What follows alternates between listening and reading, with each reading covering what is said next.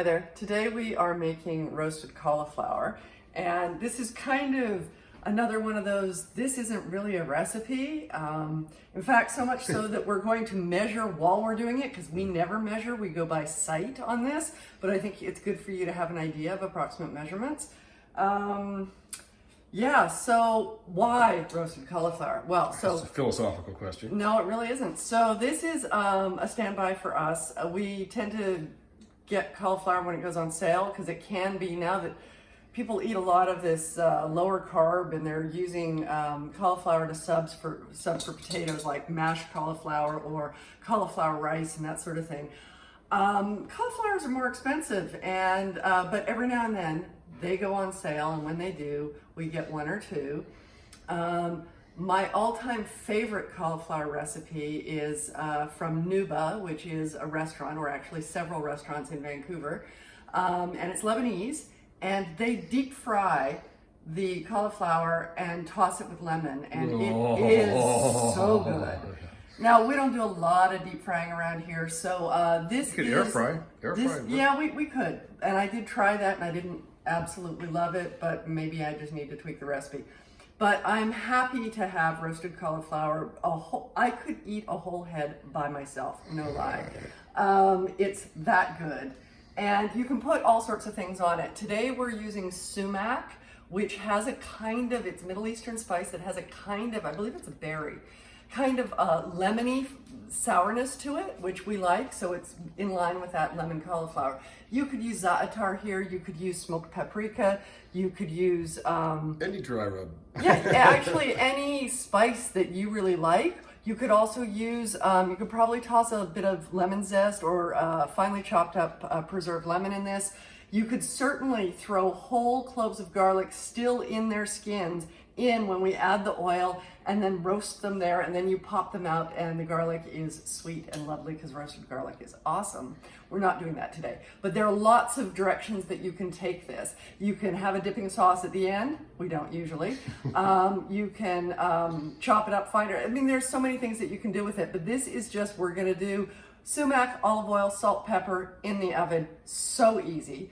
And really, really tasty and good for you. Cauliflower, despite being white, a lot of people go, I don't eat white foods. Yeah, cauliflower is a cruciferous vegetable, really good for you. It's like kale, broccoli, all of those, even though it's not green. Right. So what I have here is a whole cauliflower that I took the leaves off of and cut out the major part of the stem. As you can see, there's still some stem bits here. I cut off anything that looked brown or discolored to me.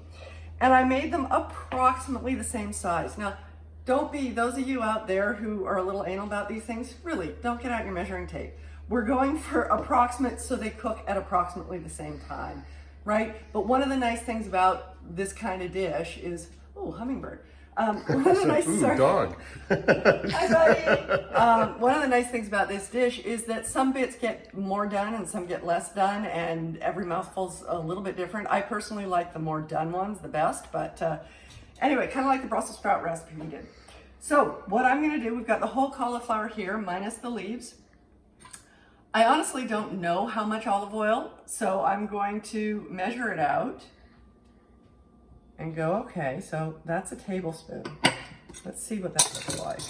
The thing is with the olive oil, if there's a little heavy, it'll stay in the bottom of the bowl when you put it on the tray. So it's like almost like a self-regulating kind of thing. Yeah, I guess. I prefer not to waste the olive oil, nor do I need extra calorie olive oil on my, I think maybe another half. Oh, yeah, I'd go for that. I got two. Okay, we'll go two. That's just me. But the point here is, people, you can adjust it to your liking. We could have stopped with the one. It is totally possible, and I have done that. And you know what? It's still fabulous. It's just not quite as rich. Okay? So we've got that tossed. No jokes, Rob, please.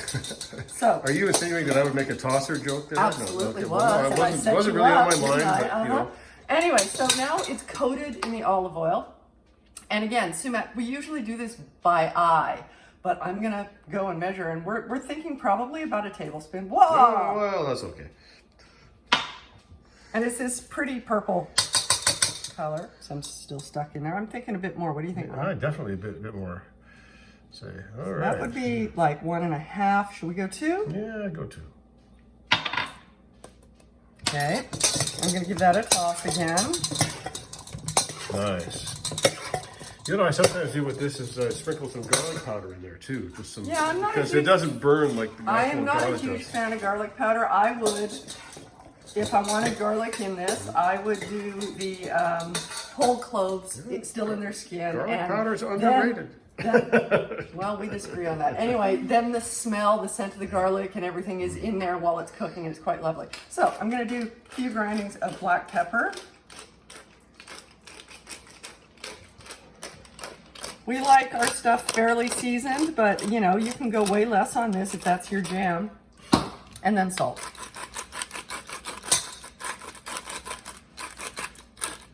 I'm going to give it a toss and then do some more. There you go. Looking So good. the olive oil makes the seasonings obviously stick like it's the same principle as popcorn, right? Popcorn. You can always salt more later.